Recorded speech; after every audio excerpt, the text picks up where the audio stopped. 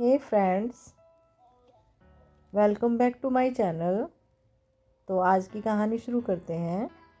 एक बार की बात है, एक जंगल में एक हाथी रहता था जिसका नाम था अप्पू।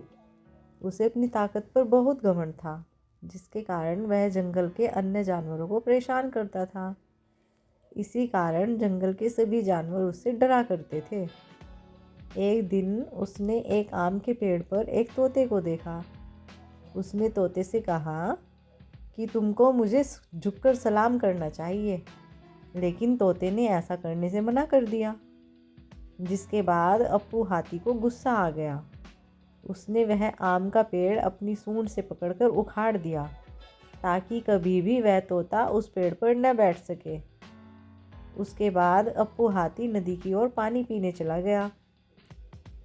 नदी के पास उसने छोटी चींटियों के झुंड को अपने बिल में खाना ले जाते हुए देखा। उसने चींटियों से पूछा कि वह क्या कर रही है। चींटियों ने जवाब दिया कि वह बरसात से पहले अपने लिए खाना इकट्ठा कर रही है। अप्पू हाथी ने उनको भी परेशान करने की सोची। अप्पू ने अपनी सूंड में पानी भरकर चींटियों के ऊपर फेंक दिया, जिसके कारण सभी चींटियां गीली हो गई और उनका खाना भी खराब हो गया।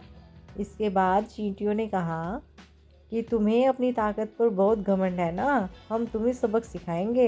अप्पू ने चींटियों से कहा कि तुम इतनी छोटी चींटी हो, तुम मुझे क्या सबक सिखाओगी? मैं तो तुम्हें अपने पैरों से कुचल सकता हूँ।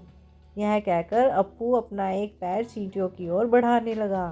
तभी चींटियाँ दूसरे पैर की सहायता से अप्पू हाथी के ऊपर चढ़ गई और वह उसके कान और सूंड में चली गई। वह सूंड में घुसकर अप्पू को काटने लगी, जिसके कारण अप्पू को बहुत दर्द होने लगा। वह दर्द के कारण चिल्ला चिल्ला कर रोने लगा। उसकी रोने की आवाज़ सुनकर जंगल के सभी जानवर वहां आ गए।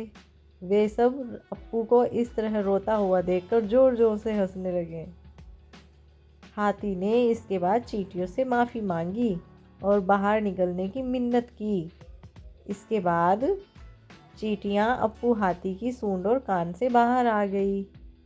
इस घटना के बाद अप्पू हाथी ने जंगल के किसी भी जानवर को कभी परेशान नहीं किया। तो दोस्तों, हमें कभी भी किसी जानवर को या किसी भी इंसान को बिना किसी गलती के परेशान नहीं करना चाहिए। आपको यह कहानी कैसी लगी कमेंट करके ज़रूर बताइए और बेल आइकन का बटन दबाना बिल्कुल न भूलिए, जिससे कि आपको अगली कहानी का नोटिफिकेशन टाइम से मिले। धन्यवाद।